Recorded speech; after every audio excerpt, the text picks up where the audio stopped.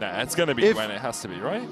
I mean, this is what he's been playing more in solo queue for his solo queue account. So Gwen did get those nice little buffs back up to try and get her back in the meta. They wanted her more back in MSI meta, and now we finally do get her at to see if perhaps he can skewer on as that spider steps forward. Bone skewer in, repel up from on, and they turn on to Paze immediately. Flash across the wall from Viper. Paze just can't escape. It's all gone pear-shaped for T1 in the bot lane at level 1. Turn it around. Of course, if there's a little bit more CC there, then it becomes harder to get your rebuttal down in time. As Bin has hit level 6, has that needle work and begins to snip his way through Doran. Does have the Intofos, but look at the damage from the 1,000 cuts. Bin with the needle work, and Doran, well, it's just sewed up in the top lane. Great flash from Bin, Doran overstays. This game. And Ona's not on his way up there. Ona is not bailing you out, He's still bottom. Yeah, he was hovering last time for the whole play, and then does the Gromp and comes on back. The question is, can T1 get enough of an advantage over here? There's the Cocoon with the repel. And there's some great damage from Paze as T1 are able to lock up that Elise.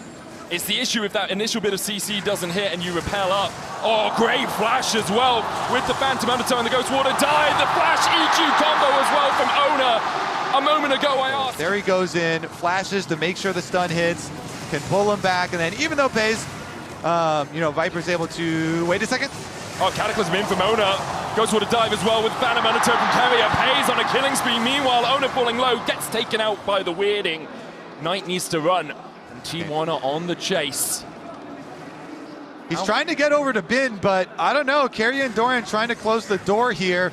Bin wants to get those minions into the tower to allow Knight an area to walk out. Shun is level 6 as well. This is dangerous for Carrier. Knight tries to go between worlds across the veil, dashes away. There's the weirding as well for the damage, and Knight can just, as you say, flash out the back. Paze flashing forward though, rocket belts! Unfortunately for him, the Eclipse not enough, not golden enough for him to secure that kill, while Faker uses the Spirit Rush in the mid lane.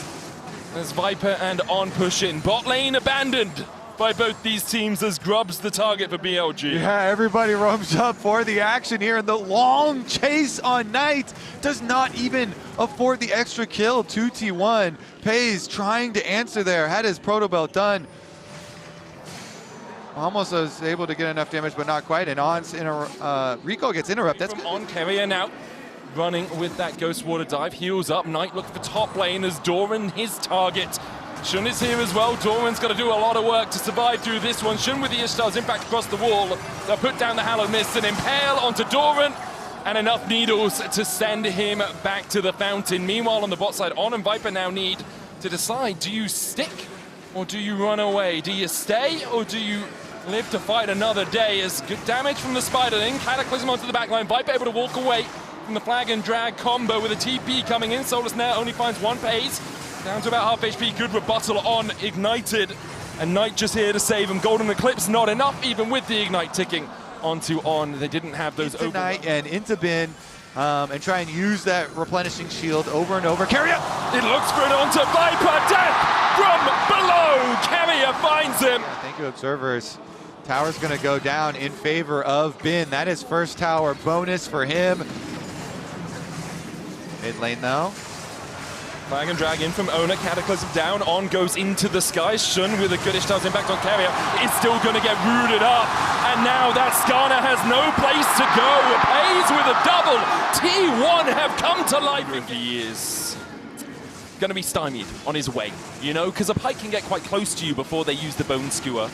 A Jarvan can Cataclysm on top of you, and then you haven't got your skip and slash, and you're not skipping nor your slash. It's always so hard because you kind of have to like play an in and wait a second. How long are they going to go for this? Carrier's on the way. As is Paze. Bin only has the plate of steel caps now with TP in from T1. They are collapsing on the top side, and Bin might be done. Good flash, but the flash and Topos brings him back, and they bury him in the lane where he had such dominance. Okay, well, they choose the battlefield, and now it's around Bin 2, and they bring 4 members. T1, they overload the top side. Now they're going to transfer pressure towards mid. Paze, can he hit it? Ona had to flash away from the impale. Cataclysm came in as well. The Soulless Snare did not connect. Oh, it's great, the strength, the playmaking. They move around the map, forcing these plays, getting that They kill onto Bin to try and keep him in check. He's not quite at his 2 items yet because he upgraded his boots and he gets looked at again. Bin locked up, and where can you go? X marks the spot. T1, they changed the battlefield to top lane. They said Bin is the only one ahead. Let's steal any of that away. Maybe took the Gromp, didn't quite see. You can see the swing in T1's favor. He's gonna get a little bit in response. And he's just, you don't need to be gold rich as a Kasante. Your items, you just stealing away some support items. Yeah. Those things are made so cheap. Bin under attack again. And the dash away. Faker holding that second Spirit Rush.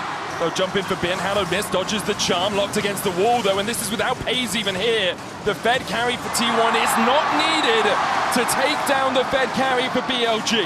And I mean, yeah, they don't even have a tower up there anymore. Yes, BLG do technically get to push mid, but Phantom Undertow. Sorry, Ghost Water dive in from Carrier as Pays is already killed off on Ishtar's Impact. Will get the knock back. So they look for the Phantom Overtow, but can't quite land it. But there's the Solar Snare, and Shun allergic to the sunlight. A golden eclipse as Carrier finds another.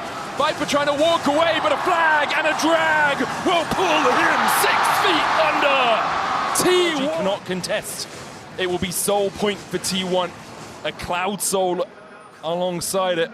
And with Carrier on this bike, I would be very scared.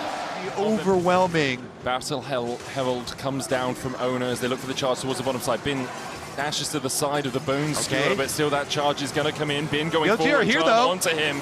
Shun looking for the Ishtar's Impact onto Pays, who rocket belts away. Owner trying to protect his Bin, dies towards the bottom side to the death from below, and now Pays with a Cataclysm there can just rain down solar damage from this Mel. It is easy enough for T1. Pays legendary, an ace in the hole, blocked by Faker. Owner looking to try and turn off on, but in the end, the mid lane push is all that T1 need. It looks like it is going to be the clap back. T1 with that one, they just blow it out of the water. 8,000 the gold lead, should be a Baron as well. I mean, Pays just has so much damage on the Mel. That was a fight on 2 fronts, as Owner and Pays were able to win the top side. They kind of need the TP to come in sharpish as we're both falling low to the Baron. Carrier pushing mid while the Baron begun by his team, but T1 at 22 minutes are going to have an 8,000, almost 8,500 gold lead when this Baron falls. And for BLG, I mean, it feels impossible to get back in this game. Combined that this game has gone so pear-shaped for BLG. Looks like an engage onto Owner. There's the weirding, there's the ace in the hole, there's the impale, and there's the kill. A shutdown going over tonight. Hasn't gone back to spend it yet, of course. And T1 still have such a massive gold lead, but teleport from BLG. They want to make the play. Shun goes in, a great bone skewer from Carrier to pull Shun out of the wall. Knight coming in with the weirding onto Pays as well, who tries to rocket belt away. Meanwhile, Doran's trading with Bin. Pays getting chased down. A golden eclipse will make it a 1-for-1. Carrier with the Phantom Undertow will go in and they'll take out Bin. Now a 3v3. Faker with the Spirit Rush forward, looking for a little bit more, but On and Viper are on the retreat. The charm doesn't connect as they turn it around now. Viper doesn't have a huge amount of damage in his backpack, but he can still chip away at T1's health bars. The stun from Carrier with the flash, and they'll manage to catch out On. Viper now needs to step up for BLG, which is not something we too commonly see on the Caitlyn. Still an item advantage across the board for T1, apart from Doran, who is even. Base check, but even that is a little dangerous. They're trying to take down the controller. He does get one of them. Doran comes over to lend to his help as well. Doesn't land the hook onto On, who flashes, gets the cocoon immediately onto Pays, but the follow-up just isn't quite there. Great impale. Pays is down. BLG find life from nothing. They find blood from a stone as Pays goes down, and now T1 all hail the retreat. The cocoon again onto Carrier. Peeled over Peacemaker there for the follow-up, but Baron now in BLG's eyes. What an incredible play from On and Shun. They find the pressure onto Pays, and now BLG, they're trying to make more. Cocoon wide from On, goes in with the repel. Faker in with a charm, looking for the damage onto Shun, takes him down to half. Carrier low as well, Owner at a third. BLG, it could be the one moment you really have an advantage in this game. Another charm from Faker lands onto Knight, who jumps away across the veil, tries to hide in the darkness of his jungle, but T1 able to stop BLG's Baron advance, and because of that, can turn their attention straight towards it. And Pays is about to get up. Yeah, Doran's just making sure they don't get the resets. He has teleport. Pace is about to get up and he has teleport, so he's going to teleport over to the Baron. That's going to be T1's now. It took so much from BLG, a great flash cocoon from On to find pace. But when you are this far behind, you have to capitalize, and T1 will not let you do that. You do not win this game unless they are... Nice pick from them on the key player.